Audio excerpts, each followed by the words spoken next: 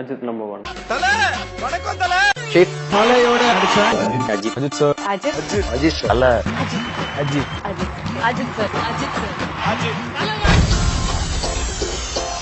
தல அஜித் கிட்ட லைசென்ஸ் இருக்கா? அவர் ஒரு பைக் ரைடர், கார் ரேசர். அவர்கிட்ட லைசென்ஸ் இல்லாம எப்படி? நான் சொன்னது இந்த 2 லைசென்ஸ் பத்தி இல்ல, பிளைட்ட டிரைவ் பண்ற பைலட்கான லைசென்ஸ். தல அவரோட பொண்ணு அனுஷ்காவோட சேர்ந்து குட்டி குட்டி பிளைட்ஸ ரிமோட்ல ஹேண்டில் பண்ணுவாருன்னு தெரியும். ஆனா நமக்கு தெரியாத விஷயம், உண்மையான பிளைட்டையும் தல ஓட்டுவாராம். அதுக்கான பைலட் லைசென்ஸும் இவர்கிட்ட இருக்கு.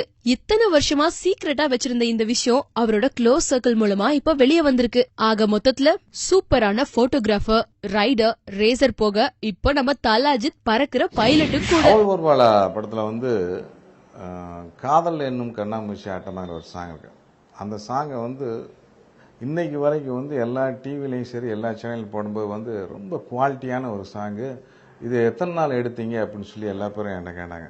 நாங்கள் எடுத்ததே வந்து அதில் வந்து கோஆப்ரேட் தான், ஆர்டிஸ்டோட கோஆப்ரேட் தான். அஜித் சார் நான் 2 பேர் மாத்திரம் நின்று விஜிபியில் ஒரு ஈவினிங் வந்து ஒரு 4 மணிக்கு அசம்பிள் ஆனால் விடிய காலம் மறுநாள் 6 மணிக்கு வந்து அந்த சாங்கை முடிச்சுட்டு வந்தேன். இன்னைக்கு பார்த்தா அந்த ரஷ்யா அந்த சாங்கை பார்த்தாலும் அவ்வளோ கண்ணில் ஊற்றிக்கிற மாதிரி அவ்வளோ பியூட்டிஃபுல்லாக இருக்கும் அந்த சாங்கை.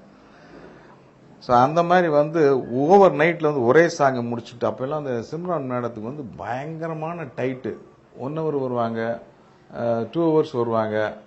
இந்த மாதிரி தான் அந்த அந்த படத்தை அந்த இந்த வந்தது பெண்ணா வானவில்லா சாங்னு ஒன்று எடுத்தேன். மொத்தமே சிம்ரான் நடிச்ச வந்து ஒரு 6 மணி நேரம் தான் அந்த சாங் நடிச்சிருப்பாங்க. ஆனால் அப்போ கூட அவர் வந்து மிட் நைட்டில் வந்து ஒரு அந்தமா வந்து ஒரு 12 மணிக்கு வருவாங்க. 12 மணிக்கு வந்து ஒரு 2 மணி நேரம் நடிச்சு கொடுத்துட்டு போயிடுவார். அதே போல் விடிய காலம் நான் வந்து 6 மணிக்கு வருவேன், 8 மணிக்கு போயிடுவேன் அப்படின்னா, ஸோ 6 மணிக்கு வந்து 8 மணி, அந்த மாதிரி ஃப்ளெக்சிபிளாக வந்து அப்பயே வந்து அந்த டெடிக்கேஷன், சினிமாவில் வந்து டெடிக்கேஷன் தான் முக்கியம். அதனால தான் அவர் இன்னைக்கு அங்கேருந்து இப்போ உச்சத்தில் நிற்கிறாரு. இது வந்து அவர் வந்து இந்த சினிமாவில் இருக்கிற வரைக்கும் வந்து அவர் வந்து உச்சத்தில் தான் இருப்பார். ஏன்னா அந்த கேரக்டரைசேஷன்